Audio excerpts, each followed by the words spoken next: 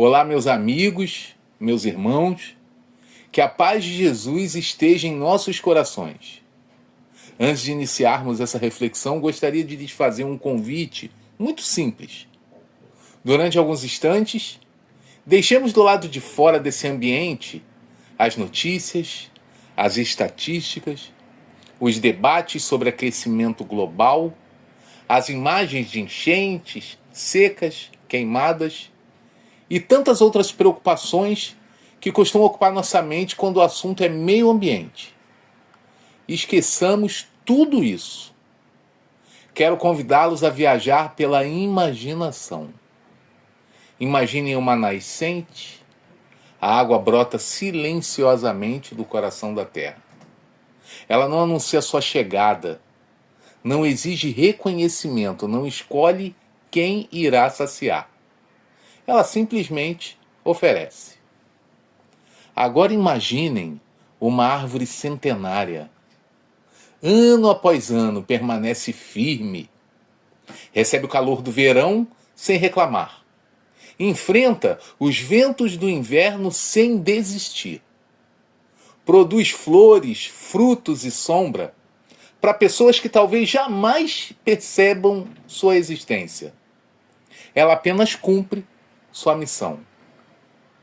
Pensem agora no oceano, na imensidão de águas que parece não ter fim, nas ondas que há milhares de anos repetem o mesmo movimento, como se o próprio planeta respirasse lentamente diante de nossos olhos.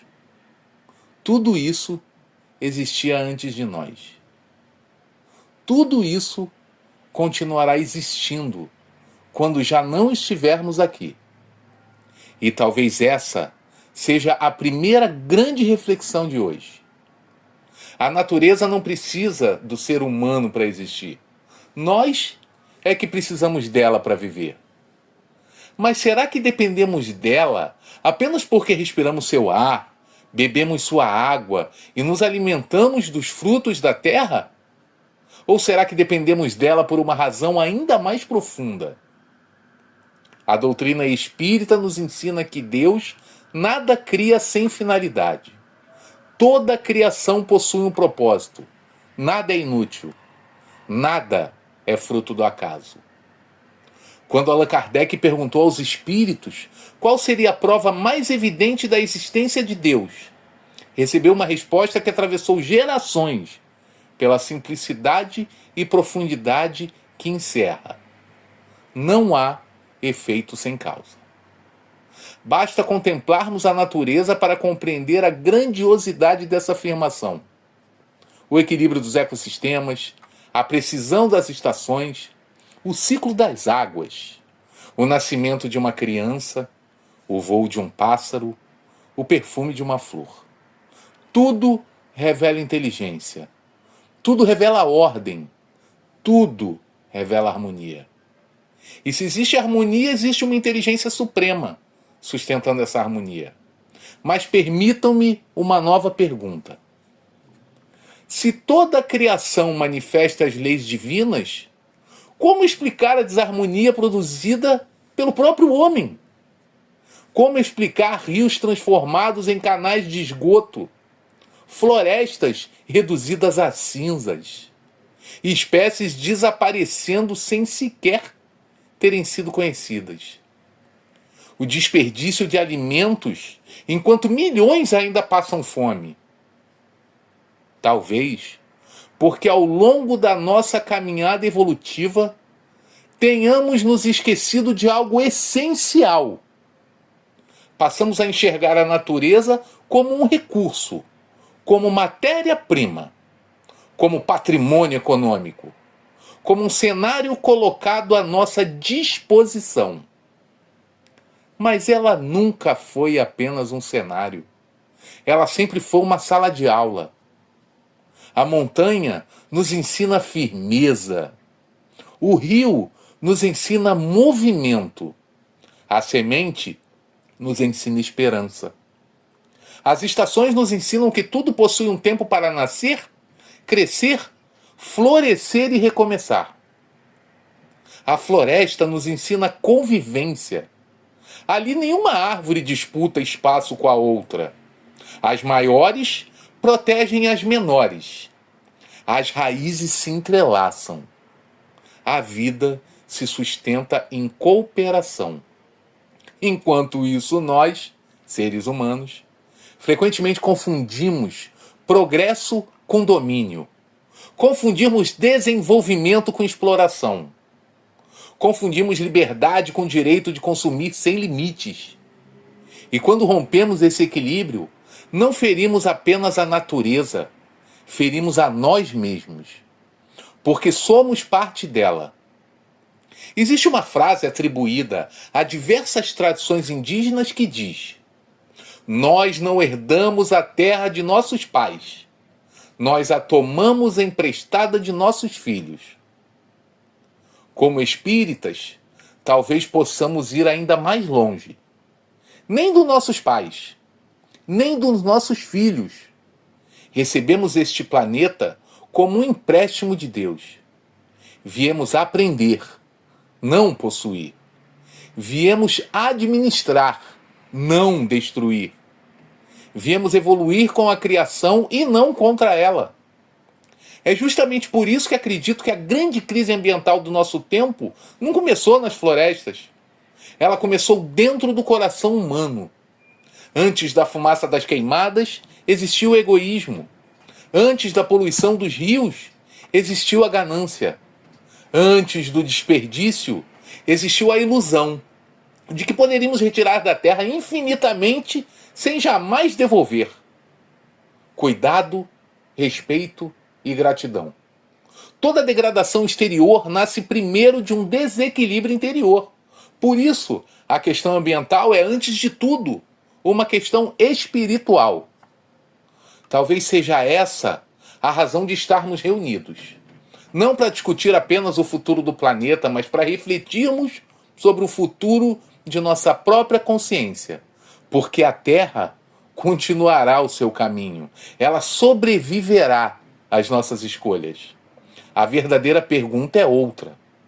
Nós estaremos preparados para continuar caminhando com ela, rumo ao mundo de regeneração que Deus nos convida a construir?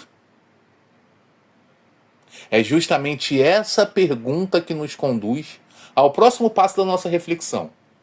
Porque se Deus criou um universo governado por leis perfeitas, como chegamos ao ponto de viver uma crise que pareça ameaçar a própria obra da criação?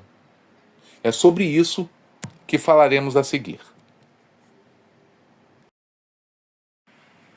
Essa é uma pergunta que talvez todos nós já tenhamos feito em algum momento da vida. Se Deus é soberanamente justo e bom, como nos ensina a doutrina espírita, se sua criação é perfeita, por que vemos tantas formas de sofrimento? Por que a natureza parece responder com tanta intensidade às ações humanas? Será que Deus falhou em sua obra? Ou será que ainda não compreendemos completamente as leis que regem a vida? O Espiritismo nos oferece uma resposta profundamente consoladora. Deus criou leis perfeitas. São elas que sustentam o universo desde o movimento das galáxias até o nascimento de uma simples flor. Essas leis não favorecem ninguém, não punem ninguém, não fazem distinção entre ricos e pobres, entre sábios e ignorantes. Elas simplesmente existem e funcionam todos os dias, em todos os lugares. Quando uma pessoa lança um objeto para o alto, ele retorna ao chão. Não porque Deus esteja castigando quem o lançou, mas porque existe uma lei que governa esse movimento. Quando colocamos a mão sobre uma chama, sentimos o calor. Não porque Deus deseja nosso sofrimento, mas porque existe uma lei física que produz aquele efeito. Da mesma forma, existem leis morais, e elas também produzem consequências. Talvez uma das maiores contribuições do Espiritismo para a humanidade tenha sido justamente mostrar que Deus não governa o mundo por meios de milagres caprichosos ou punições arbitrárias. Ele governa por meio de leis. leis perfeitas, leis imutáveis, leis que expressam seu amor e sua sabedoria. Isso muda completamente a maneira como enxergamos a questão ambiental. Quando devastamos uma floresta, não estamos desobedecendo a apenas uma recomendação ecológica. Estamos rompendo um equilíbrio estabelecido pelas leis divinas. Quando poluímos um rio, não estamos apenas contaminando a água. Estamos interferindo em um sistema que sustenta inúmeras formas de vida, inclusive a nossa. Quando desperdiçamos alimentos, energia ou recursos naturais, não estamos apenas consumindo além do necessário. Estamos esquecendo que toda a abundância da natureza nos foi confiada para a administração responsável e não para a exploração inconsequente. É interessante observar que a palavra ecologia costuma nos lembrar árvores, animais e rios. Mas existe uma ecologia da alma. Toda vez que alimentamos o egoísmo, produzimos uma forma de poluição espiritual. Toda vez que cultivamos o orgulho, desequilibramos nossas relações. Toda vez que escolhemos a indiferença diante do sofrimento alheio, empobrecemos o ambiente moral em que vivemos. Percebam como tudo está ligado. Não existem duas naturezas, uma lá fora e outra aqui dentro. Existe apenas uma.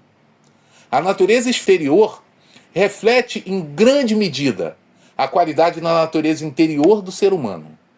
É por isso que Emmanuel afirma em diversas de suas obras que a transformação do mundo começa inevitavelmente pela transformação do homem. Nenhuma sociedade será verdadeiramente sustentável enquanto permanecer espiritualmente desequilibrada. Podemos criar novas tecnologias, inventar fontes de energias mais limpas, produzir materiais biodegradáveis. Tudo isso é importante. Tudo isso representa progresso. Mas será insuficiente se não aprendermos a substituir a cultura do consumo pela cultura da responsabilidade. A tecnologia pode mudar o modo como vivemos, mas somente o amor modifica a maneira como escolhemos viver. E aqui encontramos uma das mais belas lições do Evangelho. Jesus nunca separou o cuidado com Deus do cuidado com a vida. Ao contrário, quando observava os lírios do campo, ele ensinava confiança. Quando falava das aves do céu, ensinava providência. Quando utilizava sementes, vinhas, figueiras, peixes, montanhas e tempestades em suas parábolas, mostrava que toda a natureza podia tornar-se um livro aberto para quem desejasse aprender. Jesus nunca olhou para a criação como um simples cenário. Ele enxergava nela uma extensão da pedagogia divina. Talvez nós é que tenhamos desaprendido essa linguagem. Talvez tenhamos perdido a capacidade de contemplar, de perceber que Deus continua ensinando silenciosamente através do nascer do sol, do ciclo das estações, da chuva que fertiliza a terra e da pequena semente que rompe o solo sem fazer qualquer ruído. Quanto mais nos afastamos dessa contemplação, mais acreditamos que somos independentes. E é exatamente aí que nasce a ilusão do domínio. Começamos a pensar que podemos controlar tudo, modificar tudo, consumir tudo. Como se a natureza existisse apenas para satisfazer nossos desejos. Mas a criação divina não foi feita para servir ao orgulho humano. Ela foi feita para educá-lo. E talvez essa seja uma das grandes mensagens da crise ambiental. A natureza não está se revoltando contra o homem. Ela apenas continua obedecendo às leis de Deus. Nós é que muitas vezes deixamos de obedecê-las. E essa compreensão nos conduz naturalmente a uma questão delicada, mas indispensável. Se as leis divinas são perfeitas e produzem consequências naturais para nossas escolhas, como devemos compreender as grandes tragédias que presenciamos? Seriam elas castigos de Deus? Ou haveria uma compreensão mais profunda que o Espiritismo nos convida a alcançar? É sobre isso que refletiremos agora. Talvez nenhuma pergunta provoque tanta inquietação quanto esta. Sempre que uma grande tragédia acontece, ela reaparece. Após uma enchente devastadora, depois de um terremoto, diante de uma seca prolongada, ou quando incêndios consomem florestas inteiras, alguém sempre pergunta: será que isso é um castigo de Deus? E é compreensível que essa pergunta surja. Quando somos confrontados pelo sofrimento, buscamos explicações. Queremos encontrar um sentido. Queremos compreender por que determinadas situações acontecem. Mas o Espiritismo nos convida a refletir sobre essa questão sob uma perspectiva diferente. Uma perspectiva mais ampla, mais racional e, ao mesmo tempo, mais consoladora. Porque a doutrina espírita nos apresenta um Deus infinitamente justo, infinitamente bom e infinitamente sábio. Um Deus que não age movido pela ira, que não se ofende, que não se vinga, que não distribui punições coletivas como forma de corrigir seus filhos. Quando observamos a natureza através de uma lente espírita, compreendemos que Deus governa o universo por meio de leis. Leis perfeitas, leis universais, leis que se aplicam a todos os seres e a todos os mundos. E as leis não castigam, elas produzem consequências. Existe uma diferença profunda entre essas duas coisas. O castigo pressupõe a intenção de fazer sofrer. A consequência é o resultado natural de uma escolha, de uma ação ou de uma condição existente. Quando alguém toca uma superfície extremamente quente e se queima, não está sendo castigado, está experimentando o resultado de uma lei física. Da mesma forma, quando ignoramos determinados limites da natureza, também experimentamos consequências. Ao longo das últimas décadas, a humanidade alterou rios, eliminou florestas e impermeabilizou cidades inteiras. Ocupou encostas vulneráveis, poluiu oceanos e modificou ecossistemas complexos que levaram milhares de anos para se formar. Muitas das tragédias que testemunhamos hoje não representam uma vingança da natureza. Representam a resposta natural de sistemas que perderam parte de seu equilíbrio. Mas existe uma dimensão ainda mais profunda que o Espiritismo nos ajuda a compreender. Nem todo sofrimento coletivo está ligado apenas às escolhas dessa existência. A vida não começa no nascimento, nem termina no túmulo. Somos espíritos imortais, viajores da eternidade. Trazemos experiências acumuladas ao longo de inúmeras encarnações. Compartilhamos laços, compromissos, aprendizados e responsabilidades que frequentemente ultrapassam os limites de uma única vida. Por isso, a doutrina espírita nos fala das provas coletivas.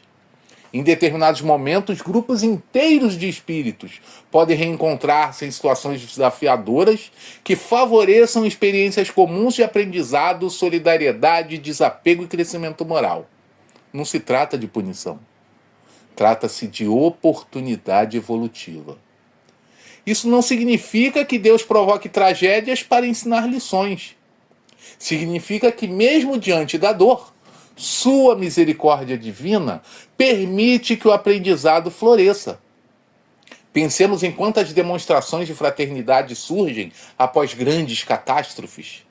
Quantas pessoas abandonam interesses pessoais para ajudar desconhecidos, quantas correntes de solidariedade se formam.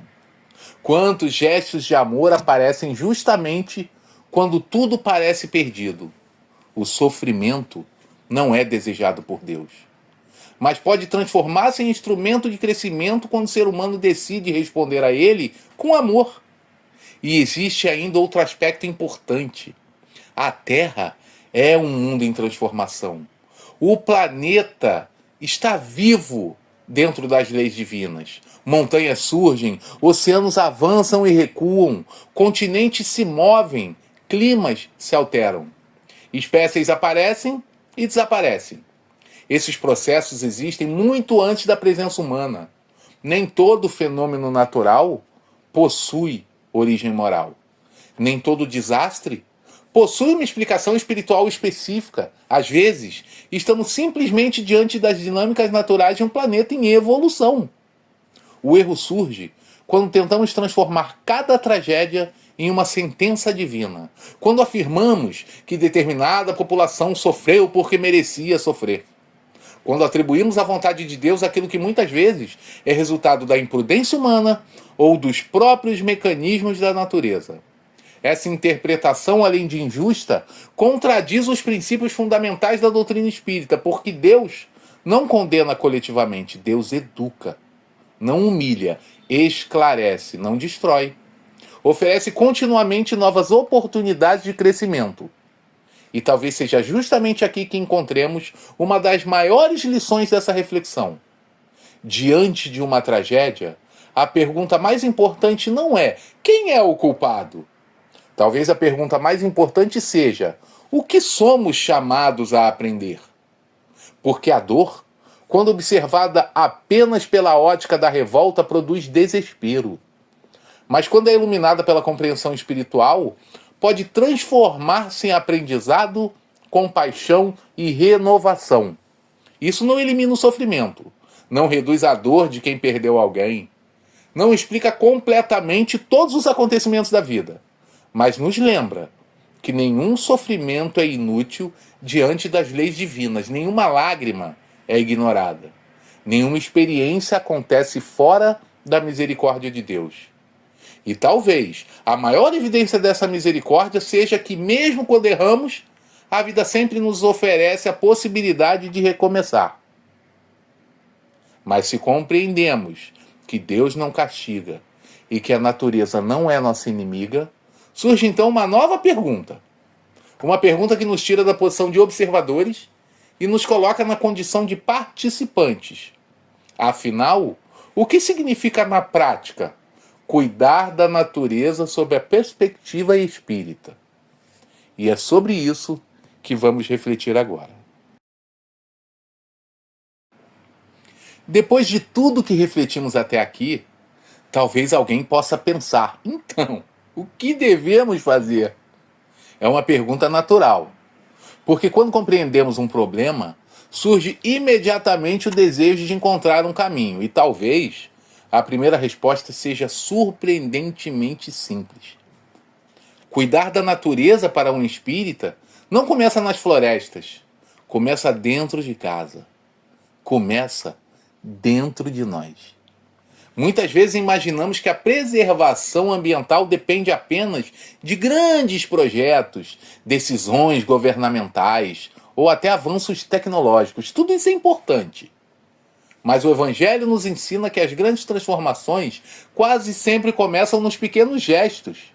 Jesus não transformou o mundo através de exércitos, transformou-o através de consciências. Não mudou a humanidade pela imposição, mudou pelo exemplo. E essa lógica continua válida quando falamos da relação entre o ser humano e a natureza. O planeta não será regenerado apenas por novas leis. Será regenerado por novos valores, por novas escolhas, novas atitudes. Quando evitamos o desperdício de água, estamos praticando responsabilidade. Quando consumimos apenas o necessário, estamos exercitando o desapego. Quando evitamos o desperdício de alimentos, estamos respeitando o trabalho humano e os recursos da criação. Quando reduzimos excessos, estamos combatendo uma das grandes ilusões do mundo moderno, a ideia de que a felicidade pode ser comprada. Percebam como tudo se conecta. Aquilo que parece uma atitude ambiental é muitas vezes um exercício espiritual. O consumo consciente não é apenas uma escolha econômica, é uma escolha moral. O desperdício não é apenas uma questão material, é também uma questão de consciência. A gratidão pelos recursos da terra é, acima de tudo, uma forma de reconhecimento a Deus. Talvez por isso, Emmanuel tenha insistido tantas vezes na importância da simplicidade. A simplicidade não empobrece, ela liberta. Quanto menos somos dominados pela necessidade de possuir, mais espaço existe para desenvolvermos aquilo que realmente importa. E essa reflexão nos leva a outro aspecto importante: os animais. Por muito tempo a humanidade enxergou os animais apenas como recursos, como ferramentas, como objetos destinados exclusivamente ao benefício humano. Mas o Espiritismo amplia nosso olhar. Reconhece que toda a criação está em processo de evolução. Cada ser ocupa um lugar dentro da harmonia divina. Cada forma de vida possui valor. Isso não significa atribuir aos animais a mesma condição espiritual do ser humano, mas significa reconhecer que eles também são destinatários da bondade de Deus. Também participam do grande processo evolutivo da vida. Também merecem respeito. A maneira como tratamos os seres mais frágeis revela muito sobre o estágio moral em que nos encontramos. A crueldade jamais será compatível com a evolução espiritual. E o respeito à vida, em todas as suas manifestações, será sempre um passo na direção do progresso. Mas existe uma dimensão ainda mais profunda. Quando falamos em natureza, frequentemente pensamos em árvores, rios, montanhas e animais. Raramente pensamos nas pessoas. E talvez esse seja um dos nossos maiores equívocos. O ser humano também faz parte da natureza. Quando promovemos a paz, estamos preservando um ecossistema invisível. Quando cultivamos o respeito, estamos protegendo o ambiente moral. Quando praticamos a caridade, estamos restaurando relações que muitas vezes foram degradadas pelo egoísmo. Talvez exista mais poluição produzida por palavras agressivas do que imaginamos. Talvez existam rios invisíveis sendo contaminados diariamente pela intolerância, pela violência e pela indiferença. Porque também precisamos cuidar do ambiente que construímos dentro de nós. Porque o mundo exterior sempre acaba refletindo aquilo que cultivamos interiormente.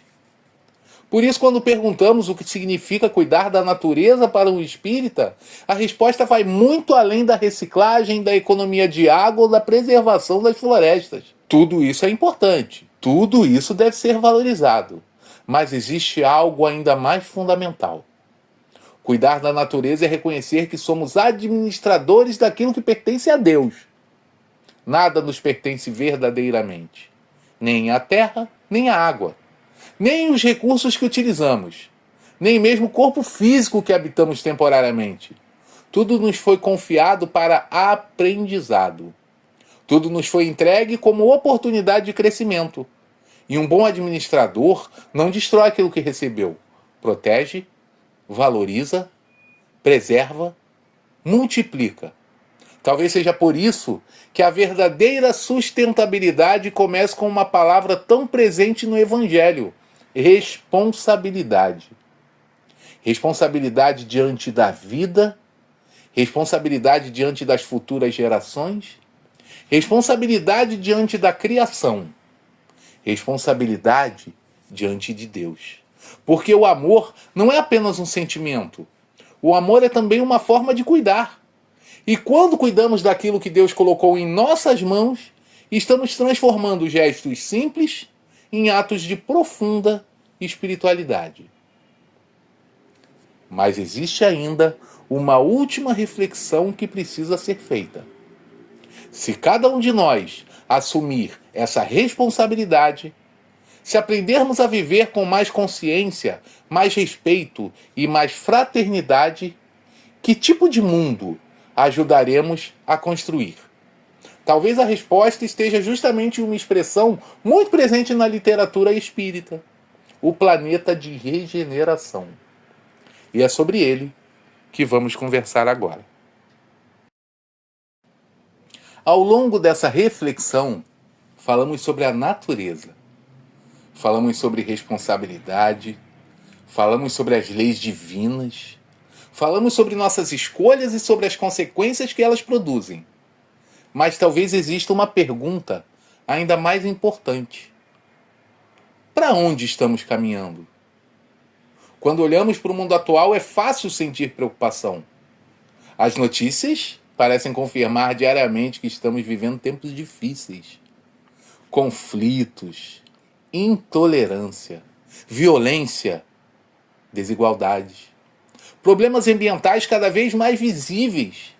Muitas pessoas observam esse cenário e concluem que a humanidade está piorando. Mas será que essa é realmente a visão que o Espiritismo nos oferece? A resposta é não. A doutrina espírita nos convida a enxergar a história humana sob uma perspectiva muito mais ampla. Uma perspectiva que ultrapassa os limites de uma única geração. Quando observamos apenas o presente, vemos dificuldades. Quando observamos o processo evolutivo da humanidade, percebemos progresso. Lento, muitas vezes. Irregular, em alguns momentos, mas progresso. Lemos, em A Gênese, a ideia de que os mundos também evoluem. Assim como os espíritos avançam em sua jornada, os planetas acompanham esse movimento. Nada permanece estagnado na criação divina. Tudo caminha, tudo se transforma, tudo evolui. Segundo nossa visão espírita, a Terra vem atravessando um período de transição. Uma passagem gradual de um mundo predominantemente de provas e expiações para um mundo de regeneração. E o que isso significa? Significa que estamos sendo convidados a construir uma nova forma de viver. Não uma transformação geográfica. Não uma mudança física do planeta, mas uma transformação moral. Durante muito tempo, a força predominou sobre o diálogo. A competição predominou sobre a cooperação. O interesse individual predominou sobre o bem coletivo. Mas as leis divinas conduzem lentamente a humanidade para um estágio diferente. Um estágio em que a fraternidade deixa de ser apenas um ideal e passa a ser uma necessidade. É importante compreender que um planeta de regeneração não será um planeta perfeito. Ainda existirão desafios, ainda existirão dificuldades, ainda existirão aprendizados. A diferença é que o mal deixará de ser predominante. O egoísmo deixará de ocupar o centro das relações humanas. A solidariedade ganhará espaço. A responsabilidade se tornará mais natural. O respeito à vida será compreendido como um valor essencial. E talvez seja justamente aqui que a questão ambiental encontre seu significado mais profundo. Porque não existe planeta de regeneração sem consciência ecológica. Não existe regeneração moral convivendo com destruição irresponsável. Não existe fraternidade verdadeira onde existe exploração sem limite. O cuidado com a natureza não é um tema paralelo à evolução espiritual. Ela faz parte dela. À medida que amadurecemos espiritualmente, ampliamos nossa capacidade de amar. E quanto mais amamos, mais respeitamos a vida em todas as suas manifestações. Passamos a compreender que a água não é apenas um recurso, é uma bênção. Que a floresta não é apenas um patrimônio econômico, é uma expressão da criação divina. Que os animais não são apenas seres que compartilham um planeta conosco. São companheiros de jornada dentro do grande projeto evolutivo de Deus. Talvez seja por isso que Emmanuel frequentemente nos recorda que a renovação do mundo começa pela renovação do indivíduo. Muitas pessoas perguntam quando chegará o planeta de regeneração. Talvez a pergunta mais importante seja outra. Quando começará a regeneração dentro de nós? Porque a transição planetária não acontece apenas nos grandes acontecimentos históricos. Ela acontece nas escolhas silenciosas de cada dia.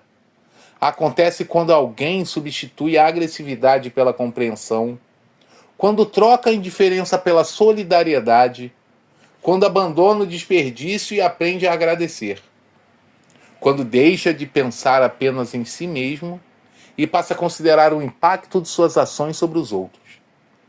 O futuro da Terra está sendo construído agora, não apenas por governantes, não apenas por cientistas, não apenas por instituições. mas por cada consciência que decide viver de forma mais responsável.